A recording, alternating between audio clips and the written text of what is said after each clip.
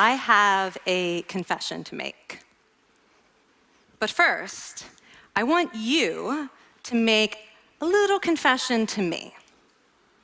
In the past year, I want you to just raise your hand if you've experienced relatively little stress. Anyone? How about a moderate amount of stress? Who's experienced a lot of stress? Yeah, me too. But that is not my confession. My confession is this: I'm a health psychologist, and my mission is to help people be happier and healthier. But I fear that something I've been teaching for the last 10 years is doing more harm than good, and it has to do with stress. For years, I've been telling people stress makes you sick. It increases the risk of everything from the common cold to cardiovascular disease. Basically, I've turned stress into the enemy.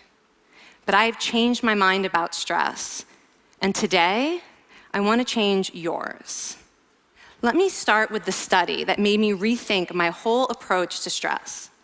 This study tracked 30,000 adults in the United States for 8 years, and they started by asking people, how much stress have you experienced in the last year? They also asked, do you believe that stress is harmful for your health? And then they used public death records to find out who died. Okay. Some bad news first. People who experienced a lot of stress in the previous year had a 43% increased risk of dying. But that was only true for the people who also believed that stress is harmful for your health. People who experienced a lot of stress but did not view stress as harmful were no more likely to die. In fact, they had the lowest risk of dying of anyone in the study, including people who had relatively little stress. Now, the researchers estimated that over the 8 years they were tracking deaths, 182,000 Americans died prematurely, not from stress, but from the belief that stress is bad for you. That is over 20,000 deaths a year. Now, if that estimate is correct, that would make believing stress is bad for you the 15th largest cause of death in the United States last year, killing more people than skin cancer, HIV, AIDS, and homicide. You can see why this study freaked me out.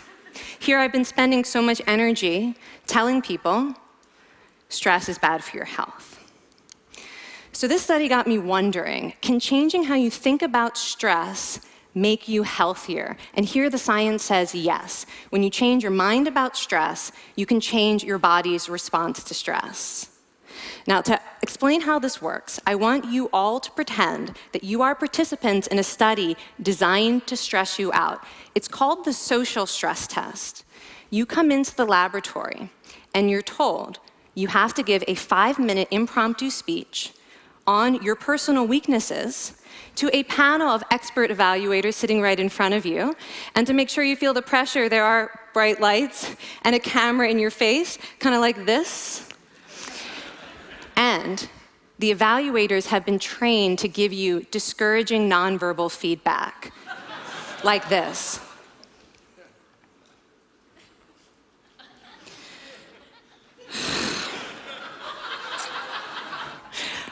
Now that you're sufficiently demoralized, time for part 2, a math test.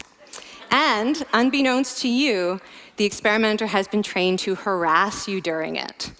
Now, we're going to all do this together. It's going to be fun. For me. Okay.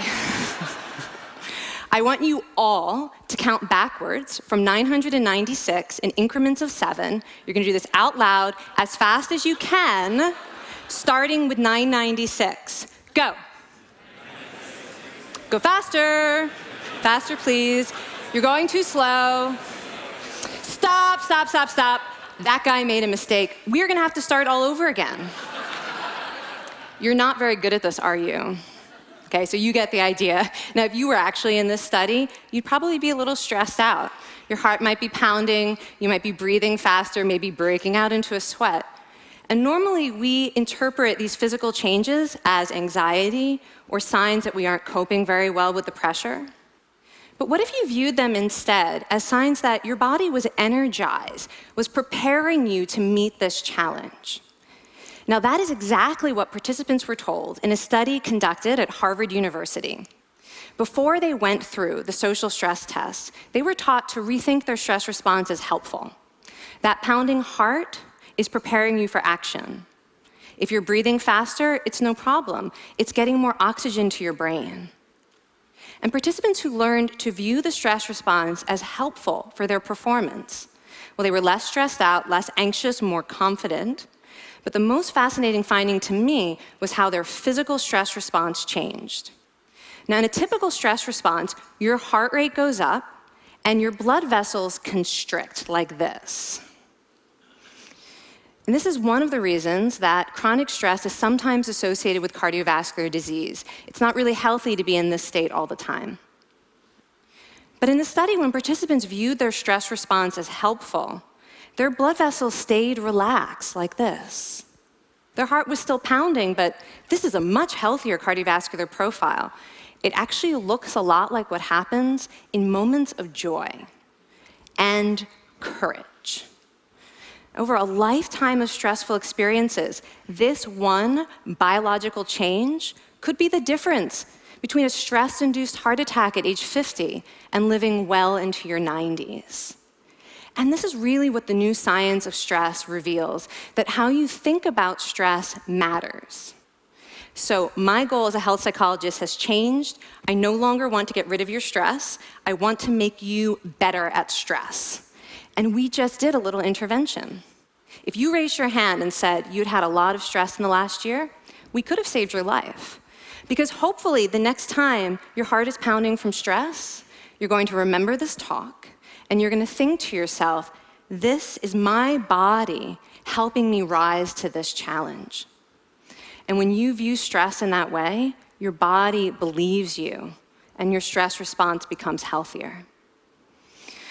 Now, I said I have over a decade of demonizing stress to redeem myself from. So we are going to do one more intervention. I want to tell you about one of the most underappreciated aspects of the stress response. And the idea is this: stress makes you social. To understand this side of stress, we need to talk about a hormone, oxytocin. And I know oxytocin has already gotten as much hype as a hormone can get. It even has its own cute nickname, the cuddle hormone, because it's released when you hug someone. But this is a very small part of what oxytocin is involved in. Oxytocin is a neurohormone. It fine-tunes your brain's social instincts. It primes you to do things that strengthen close relationships. Oxytocin makes you crave physical contact with your friends and family. It enhances your empathy. It even makes you more willing to help and support the people you care about. Some people have even suggested we should snort oxytocin to become more compassionate and caring. But here's what most people don't understand about oxytocin. It's a stress hormone. Your pituitary gland pumps this stuff out as part of the stress response. It's as much a part of your stress response as the adrenaline that makes your heart pound. And when oxytocin is released in the stress response, it is motivating you to seek support. Your biological stress response is nudging you to tell someone how you feel instead of bottling it up. Your stress response wants to make sure you notice when someone else in your life is struggling so that you can support each other. When life is difficult, your stress response wants you to be surrounded by people who care about you. Okay, so how is knowing this side of stress going to make you healthier? Well, oxytocin doesn't only act on your brain, it also acts on your body. And one of its main roles in your body is to protect your cardiovascular system from the effects of stress. It's a natural anti-inflammatory. It also helps your blood vessels stay relaxed during stress. But my favorite effect on the body is actually on the heart. Your heart has receptors for this hormone. And oxytocin helps heart cells regenerate and heal from any stress-induced damage. This stress hormone strengthens your heart. And the cool thing is that all of these physical benefits of oxytocin are enhanced by social contact and social support. So when you reach out to others under stress, either to seek support or to help someone else, you release more of this hormone, your stress response becomes healthier, and you actually recover faster from stress. I find this amazing that your stress response has a built-in mechanism for stress resilience. And that mechanism is human connection. I want to finish by telling you about one more study. And listen up, because this study could also save a life. This study tracked about 1,000 adults in the United States, and they ranged in age from 34 to 93. And they started the study by asking, how much stress have you experienced in the last year? They also asked, how much time have you spent helping out friends, neighbors, people in your community? And then they used public records for the next 5 years to find out who died. Okay, so the bad news first. For every major stressful life experience, like financial difficulties or family crisis, that increased the risk of dying by 30%. But, and I hope you are expecting a but by now, but that wasn't true for everyone. People who spent time caring for others showed absolutely no stress-related increase in dying, 0.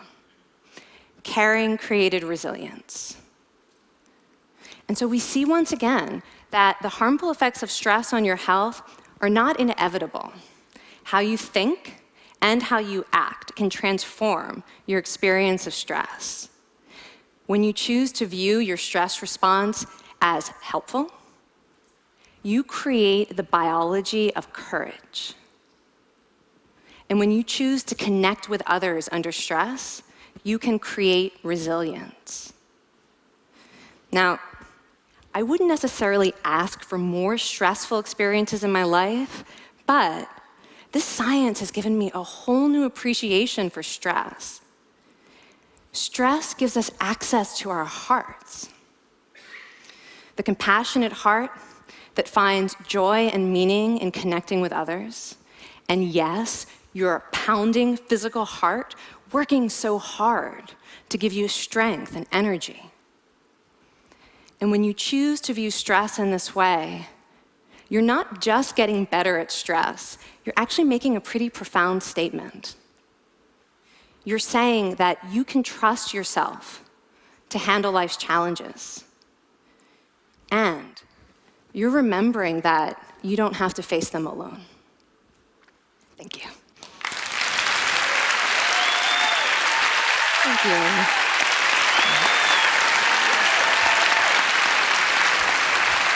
I mean, this is kind of amazing what you're telling us. It seems amazing to me that a belief about stress can make so much difference to someone's life expectancy. How would that extend to advice? Like if someone's making a lifestyle choice between, say, a stressful job and a non-stressful job, does it matter that which way they go, that it's equally wise to go for the stressful job so long as you believe that you can handle it in some sense? Yeah, and one thing we know for certain is that chasing meaning is better for your health than trying to avoid discomfort.